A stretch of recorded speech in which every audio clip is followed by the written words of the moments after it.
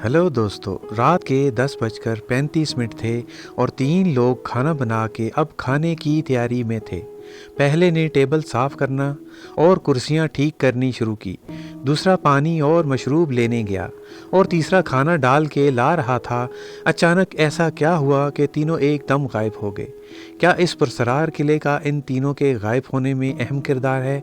ये कहानी है पुरसरार लाइट हाउस की, जो एक हज़ारों साल पुराने किले की हदूद में तामीर था, जो समंदर के कुछ किनारे और कुछ समंदर के थोड़ा सा अंदर तामीर था, खतरनाक तेज़ लहरों के दरमियान। ये पुरसरार लाइट हाउस वाक़या था कनाडा के न्यू फाउंडलैंड एंड लेब्राडोर सूबे में, बहरे ओकियानूस के किनारे पर, एक दूर दराज जजीरे पर। इस जगह तक पहुंचना इंतहाई मुश्किल था और यही वजह थी कि इसका इंतखाब लाइट हाउस के लिए किया गया था।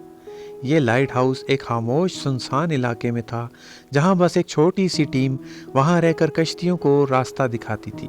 लाइट हाउस का मकसद था जहाज़ों को खतरनाक चट्टानों और साहिली हदूद से बचाना, इनके लिए एक मजबूत रास्ता फराहम करना।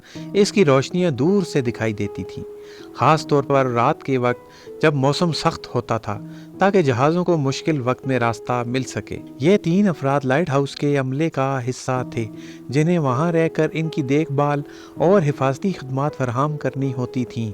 वो रोज़ाना का मामूल अंजाम देते थे, लाइट हाउस की रोशनी की देखभाल, खाने पीने का बंदोबस्त और कभी कभार मौसम की सख्तियों से निपटना।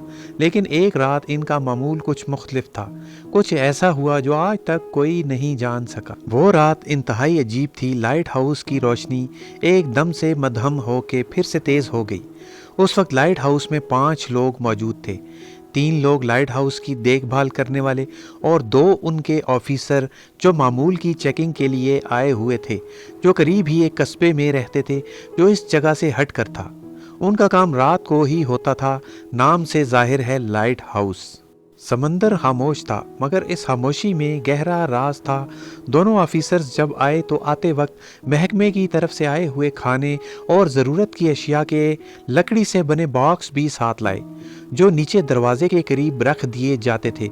और वो तीनों लोग अगले दिन खाली वाले बॉक्स नीचे पहुंचाकर सामान वाले ऊपर ले जाते थे। 5 लोग लाइट हाउस में खुशगपियों में मसरूफ़ थे, साथ साथ समंदर और रोशनियों का जायज़ा ले रहे थे कि अचानक से फिर से लाइट हाउस की रोशनी बहुत तेज़ होके मद्धम हो जाती है। कैप्टन रॉबर्ट, जो उनका सीनियर ऑफिसर था, कहता है, देखो क्या हुआ। देखने पे सब नॉर्मल होता है।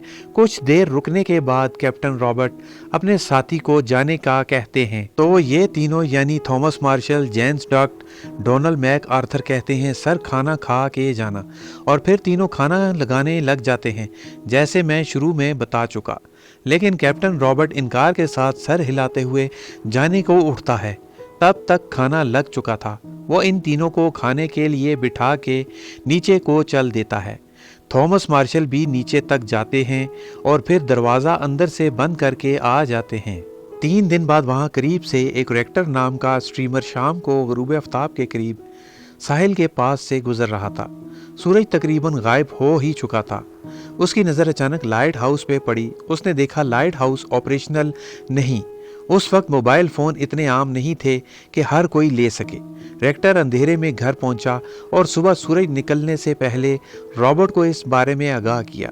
रॉबर्ट फौरन साथी के साथ शिप में लाइट हाउस की तरफ रवाना होता है। जैसे ही वो लाइट हाउस के करीब पहुंचता है तो शिप में से लाइट हाउस को हॉर्न बजाकर आगाह करता है, लेकिन वहां से कोई जवाब नहीं आता। फिर वो टॉर्च की मदद से लाइट हाउस के अंदर रोशनी लगाता है, लेकिन फिर भी वहां से कोई हलचल नहीं होती। वो करीब पहुंचकर फिर से टॉर्च से इशारा करता है, मगर लाइट हाउस से कोई भी रिस्पॉन्स नहीं आता। वो दोनों दरवाजे में पहुंच के देखते हैं, दरवाज़ा बंद है। वो दरवाजे को ज़ोर ज़ोर से दस्तक देते हैं, लेकिन अंदर से कोई भी दरवाज़ा नहीं खोलता। किसी तरह रॉबर्ट दरवाजे को तोड़कर अंदर दाखिल होता है तो वो हैरान रह जाता है। उन तीनों में से कोई भी अंदर मौजूद नहीं होता। वो सब चीज़ों का जायज़ा लेता है, लेकिन सब कुछ ठीक ठाक था। खाने के टेबल पे खाना पड़ा था, जैसे तीनों खाना खा रहे थे, मगर एक कुर्सी घिरी हुई थी। बाकी दोनों अपनी जगह मौजूद थीं। ऐसा लग रहा था जैसे कोई हड़बड़ी में भागा हो। اور لالٹین میں تیل ریفل کیا ہوا تھا اور بستر ایسا تھا جیسے ابھی کوئی اٹھ کر یہاں سے گیا ہو۔ سب جگہ ڈھونڈا مگر تینوں کا کچھ پتہ نہیں چلا۔ لائٹ ہاؤس کی تلاشی کے دوران دیکھا وہاں 3 گھڑیاں تھیں مگر تینوں گھڑیاں بند، ایک بھی نہیں چل رہی تھی۔ مگر اس دن جب ہم 5 لوگ تھے تو تینوں گھڑیاں چل رہی تھی۔ ان کے غائب ہونے کے بعد مقامی حکام نے تحقیقات شروع کی۔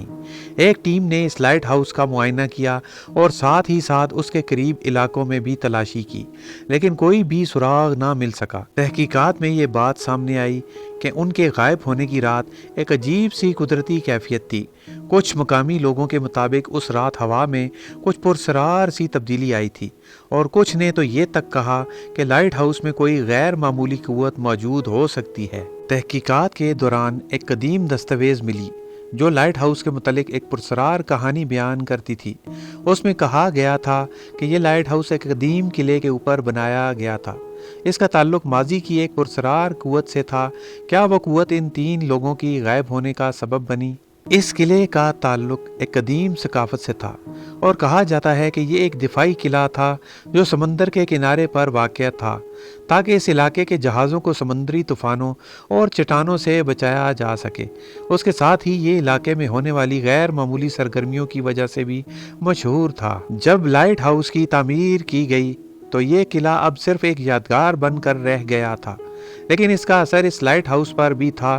بعض تحقیقات کے مطابق اس قدیم قلعے کے کچھ راز اور پرسرار قوتیں ابھی تک اس لائٹ ہاؤس کے ارد گرد موجود ہوتی ہیں، جس کا اثر ان 3 لوگوں کی غائب ہونے پر بھی پڑا۔